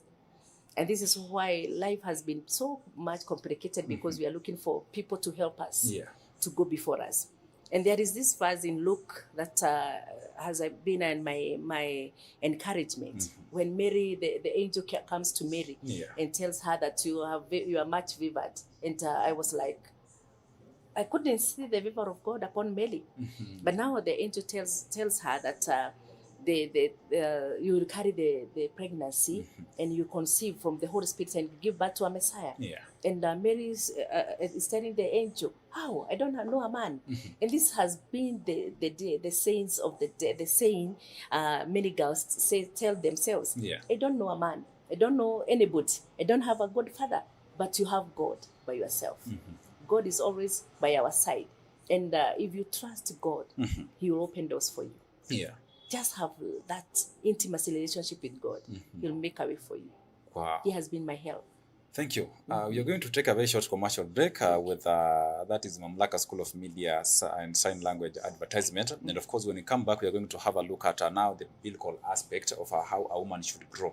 That is the faith and the spirituality part. And of course, when we come back, we are also going to have a look at the book our guest with her. She has a book called Decoding Her Word, and that has been the topic of our day. We are still having a conversation on how women should grow and also help other people in the society. And when you come back, I will be going to read some messages or some comments that I'm having through our WhatsApp number and on Facebook. Mamlaka Television, usiondoke. Are you passionate about media, communication, or learning sign language? Welcome to Mamlaka School of Media and Sign Language, where we transform passion into profession. We offer comprehensive courses in Kenya Sign Language and Interpretation, ideal for anyone looking to bridge communication gap and make a difference in people's lives. Explore the exciting world of journalism and mass communication, or capture breathtaking moments through videography and photography. Our TV and film production courses will set you on the path to success.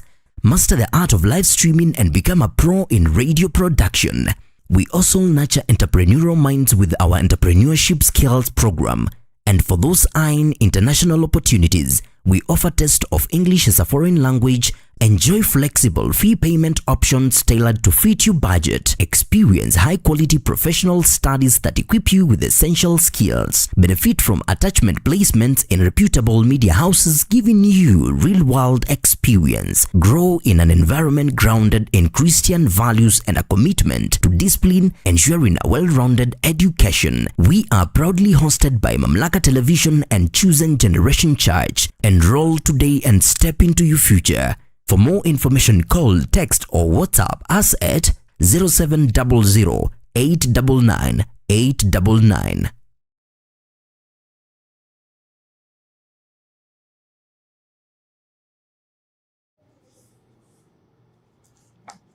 Naam, karibu tena mtazamaji, na bila shaka kwa wale ambao wanaendelea kuwasiliana nasi kupitia mitandao zetu za kijamii, nitakuwa nasoma baadhi ya jumbe ambazo ninazipokea pale. We have Rebecca's CBC Sports Hub. Anasema kwamba character is built to stay longer in the faith. Ni swala ambalo anatumai anarejelea mada ambayo tulikuwa nayo katika awamu ya kwanza tukizungumzia kuhusu uongozi. She says the character is built to stay longer in the faith. Then we have Dero Vincent. Anasema welcome all. Our Reverend Charles Gitari, blessings as there. Thank you so much. You have Miss Wanjiru Kanyago. Anasema Reverend, you are looking good. Thank you. Anaitwa Miss Wanjiru Kanyago. Anasema Reverend Damaris, she's looking good. Thank you. Of course, Betty Maina Mamake Bianca anasema we are doing a good job. Thank you so much for tuning in. Kwa ujumbe zenyu napokea, anasema asanteni sana. And we have Carol Denk, anasema yuko ndani. Thank you so much from Nakuru CBD. Anasema watching live from Nakuru CBD. And Mary Njoki, thank you so much. Ni wale ambao wameweza kututumia ujumbe pale. Tunazungumzia kuhusu a woman decoding her word. We have Reverend Damaris Muranja ambaye pia ni mwandishi, ni mwimbaji, ni counselor na pia ni mhubiri. Na anatuelekeza. Tunaweza kusema kwamba ni nafasi ya mwanamke katika jamii. Na huyu mwanamke anapaswa kufanya nini ili kuweza kuendelea katika maisha. Tumezungumzia how a woman can empower herself to grow and also nurture other people. Now, when it comes to faith and the spiritual aspect, how does the Bible encourages a woman to grow in her place? It starts by you acknowledging who you are in the society, and again loving yourself as a woman. Because the Bible says in Judges, when life ceased in Israel, Deborah stood. And she says that when life ceased in Israel, Deborah, arose a woman. She was a judge. She was a woman, a wife, and also she was a mother, a wife, and in the society she was a judge. And I sometimes I learn a lot from Deborah when she says that when life ceased, she was looking at the aspect of life in the society. And to her understanding, kuna kitu aliona, akaona ya kwamba there is no life. Vijana hawatembei kwa vichochoro vya barabarani, hawako. Lakini akajiuliza nini kinaendelea katika maisha in our society. And akagugu kitu. And the Bible says she arose as a woman, as a judge, na akaanza kufanya vitu. I tend to think spirituality Mwanamke anapojijua na anajua nafasi yake katika in the heart of God. Yeah. Why did God create me as a woman? Why did God create me? And now a helper, mwanamke huyu, maandiko yanasema ya kwamba she's a helper. And also the Spirit of God is called a helper. Jesus is telling the disciples, I will not leave you as orphans. Yeah. I'll leave you a helper. So this man cannot do without a woman. Yeah. And when you come to that understanding, you love yourself. Yeah. That this man cannot do without me. Also, God cannot continue creating things and creating human beings without me. The nurturing aspect haiwezi fanyika kama mwanamke hayuko. So when you study yourself and see yourself as a variable, not like something ujione kama we ni mtu aliyekuwa katika mawazo ya Mungu. Imagine the Bible says in Genesis, God created everything saying it is good. Akaumba vyote akasema it is good. The world, it is good. The beasts, it is good. And everything, the heavens and whatever, it is good. But when it comes to the man, he says it is not good for this man to be alone. It is not good to live a life without a woman. Why? She is the mother of all living. So when you understand the aspect of God, that you are the life giver, even in that life, a man's life, even in that family, you are the life giver, then you stand your shoulders high, you are head up, because now you know your position. Because when I understood the aspect of God, when he was creating this woman, I told myself, now Damaris, it is time to arise and stand. Why? Because I know my position in God and in the society.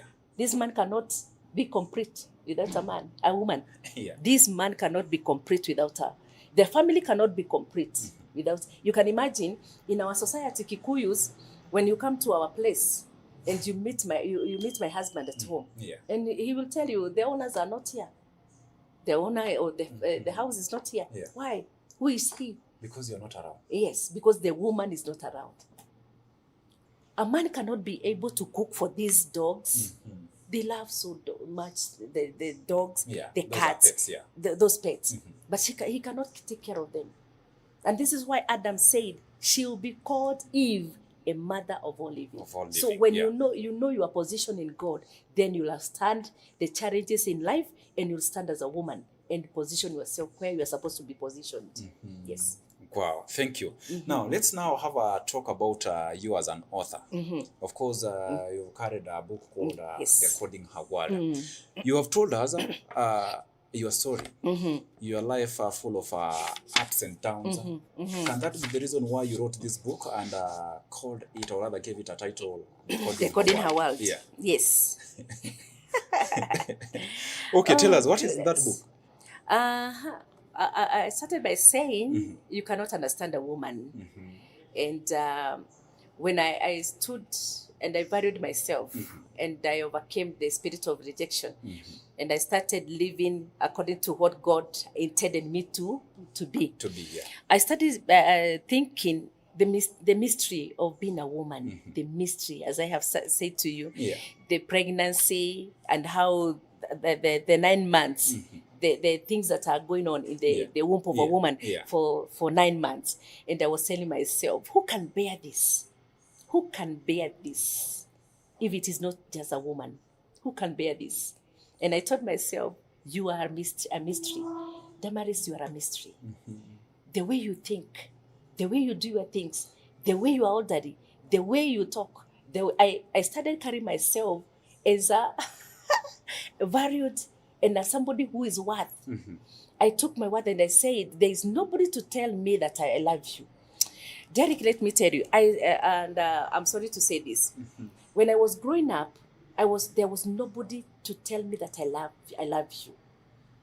There was nobody, because I was brought up by my grandparents. I didn't know the love of my mother. I didn't know the love of a father, and I was just there. Even when I was in my teenage, I could not allow my ears to hear a voice that I love you from a boy. I didn't like. Even my village, those people we grew up together, they know. They know. If you could tell me you love me, I hated anybody who told me that you love me, because I knew the love. If there is no love from my parents, then who else can love me? And I also thought God doesn't love me. And it was so hard on me to just to accept myself and to know that there is a future for me. I didn't know there is a future for me. But God, by his own means and mercy, he liberated me and delivered me from all those negativities. And today I stand tall. I stand tall, Derek. What are some of the things that you did to come out from that situation? Because you have a person who is watching and she's going through the same thing that you are talking about. And she doesn't know where to start or rather who to run to. Sometimes I tell women, because I normally have so many meetings with women. Yeah. I normally tell a woman, if you don't love yourself, Jesus said, love your neighbor as you love yourself. Yeah. So that was my turning point. That love your neighbor as you love yourself. Yeah. So I asked God. So the problem is me. I don't love myself. I don't value myself. Yeah. But I want people to value me. They can't value me. The measure as a man thinking. So he is. And I started thinking positively upon my life. And I told you, I took myself back to school. Yeah. I started learning. And today, I have written here, Bishop Damaris Moranja is a distinguished servant of God, a wife, a mother, a pastor, whose life is dedicated to advancing the kingdom of Christ. That is me. I found myself in Christ. I found my value in Christ. And I started walking tall, knowing that I have a place in God. It doesn't matter what other people are saying, but what is God saying about me? I started telling myself, as a man thinking, so he is. So he becomes. Yes. And today we can say, as a woman thinks, so she becomes. Yeah. And you will eat the fruit of your lips. Yeah. Whenever you speak that the negativities are against your life, you'll eat the fruit. People will see you the way you see yourself. I started telling myself, I'm loved. Yeah. And I tell ladies, go to your mirror, speak to yourself, look in that lady at that mirror, and tell her you are valued, you are loved by God. If nobody else can tell you they love you, the love of God is sure and complete. Wow. Yes. I see our time is moving so fast, but you know the things that we have addressed. We have addressed issues to do with how a woman should grow, nurture herself, and make sure that in her dwelling place, everything becomes, let me say, everything works smoothly. All the things that we have talked about, can we find them in that book? Yes. There is a lot of things that I have spoken here in this book. Yeah. And the book is very rich with wisdom and revelation from God. And there are so many pages. As you go through them, you'll understand what I have written here. Yeah. And in chapter 1, I have said the divine origin of womanhood. The divine origin. You can see, Derek, the divine. What was in the mind of God when he was creating a woman? Because now, I was telling myself, God created the first man with the sad. Yeah. He took the sad, he mixed it, he made a man, a mature man. Now, when it came to the woman, he did not take the sad again because the woman was inside the man. You see? Yeah. So after he had brought up the woman, the Bible says, from there, he gave them permission to recreate and to fill their earth and to subdue. I don't know whether you are getting this. I'm getting it. Yeah, but just for the better understanding for the people who are watching, you know, when we talk about a woman decoding her word, people expect us to talk about many things, but time is not time is not allowing. There's a lot of but just to make sure that we help this person who is watching, can you please tell us on how to find this book? This book will be. I'm launching it on Sunday. That's it. Yeah. In our church. Yeah. And from there, you'll find it in our bookshops. You'll find it in Amazon. You'll find it there. It is there. Yeah. And I'm just a phone call away. Yeah. A phone call away. I'll just take the books to the bookshops, and it will be there. But decoding her world means a woman writing her world for herself, writing her world.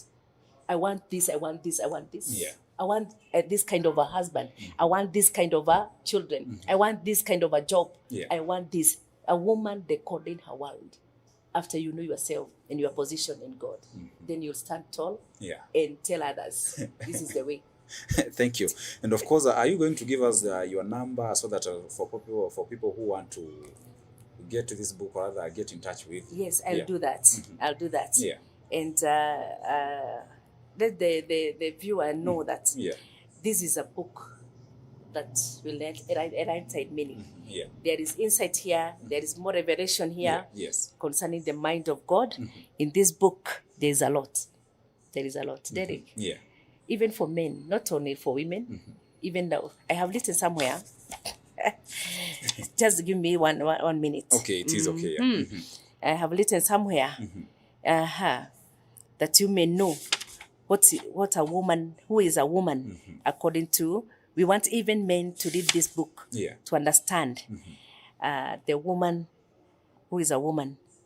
I'll let you know. Yeah. I think okay, it is okay. You know, that book consists of many pages. There is so many pages here. And you cannot really remember where it is. But for people, you encourage them to get this book. It will be officially launched on Sunday. That will be on 30th of this month.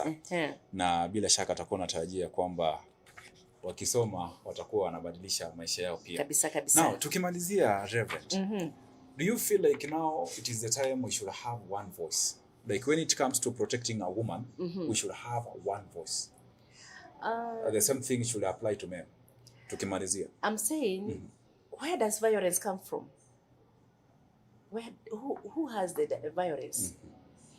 When you don't understand somebody, you'll be violent towards everything that she does or he does. Yeah.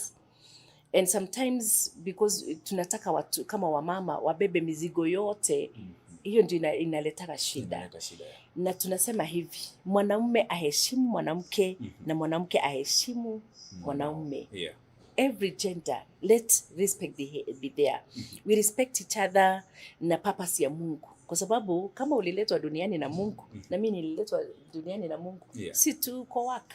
And we beautify the world for our own selves. Yeah. God is not here. We are the people living in this world. Yes. So beautify, take your time. I take my place. We beautify the place, and the earth will be somewhere. But the world will be a good place to live. Yeah. Yes. Okay. The world will be a good place for us to live. I do say, sometimes if you want to be treated well, make sure that you also treat other people well. That's the slogan. Yeah. Yes. Kama unataka kufanyiwa mazuri, pia naye afanyiwa mtu mazuri. Panda utavuna. Yeah. As a man, kila mtu mwanadamu amepanda atavuna. Panda upendo, uvune upendo. Yeah. Panda heshima, uheshimiwe. No. So kila mtu na nasema hivi Derek nikimalizia. Mwanamke akinapojielewa anaheshimu kila mtu. Mara mingi husema even the boys they are ni wanadamu ambao Mungu aliwaumba. Yeah. Treat your husband well, treat your boys well. So that they can also treat you well. Yeah. Stand up. Jua wewe mwanamke una nafasi katika jamii ya kwamba kama hauko mambo mengi yataharibika. So ukijua hivyo utasimama ukinge kila kitu. You'll build a hedge around everything and everybody. Yeah. Yes. Okay, thank you. The family, the husband, the society, we are there to surround them even with our prayers. Okay, thank you so much, Reverend. With just 1 minute, you give us your parting shot. You know, we have people who have come on board when we have moved. And wamepata tu tukiwa katikati na kuna wale ambao tulianza nao tunashukuru na bado tuko na wao wanatutazama. Tukazungumzia kuhusu a woman decoding her world. In just 1 minute, just to do a recap of what we have talked about as we wind up here. All right. I'll just say that this book is very rich and niambie watazamaji na wamama pia the ladies that we are the reason why God created this world. God could not continue making or creating men and filling the earth. And we are here to stay and give glory to God and bring glory to God even to our families as we continue to build our families for God's glory. Yeah. Yes. Thank you so much. Nimeshukuru sana Reverend. Yeah, Na nambari ya simu pia nitakuwa ninapeana, na pia mahala ambapo watakuwa wanapata kitabu. Na ni kwako mtazamaji, kwa sababu haya ambayo tunayazungumzia pia it is good when you practice them, because we are talking about a woman decoding her world, and we are living in a society where we have had cases of gender-based violence, and the most affected people are the women. And this is the time when you talk about equality. When you talk about equality, or rather empowering women, of course, we have to address these issues as we say no to gender-based violence. Ni swala ambalo lazima tuweze kupigana nalo vikali, kwa sababu mahali ambapo kuna vita unapata kwamba mali huharibika, familia zinavunjika, na pia kuna kupoteza maisha. Watu wanapoteza maisha kwa sababu ya vita ambavyo tunamshuhudia. And today, as we talk about, rather as we have talked about a woman decoding her world, it is also good when we talk about these issues and make sure that we live together in harmony, and the world becomes a better place for all of us. Reverend, I will just allow you to give your number kwa mtazamaji, ili mawasiliano yaweze kuendelea pale na aweze kujua ni vipi wanaweza kushauriwa pia, kwa sababu wewe ni mshauri pia. Okay. My number is 0724 799 610. That is Bishop Damaris. Utanipata na hiyo number. We are located in a pipeline, just opposite AIC Wangogo. We are just there. We are just there. Hope in Christ International Church. We are there. Karibu sana on that Sunday. We are launching the book. And itakuwa kwa market. Asante sana. For the insights na mambo mengine ambayo Mungu ameweka ndani. Asante sana. Na mkufikia hapa mtazamaji, nasema asanteni sana kwa wale ambao wamekuwa nasi hadi siku ya kesho, panapo majaliwa tutakuwa tunapatana tena. Ninakutakia mchana mwema. Kwaheri.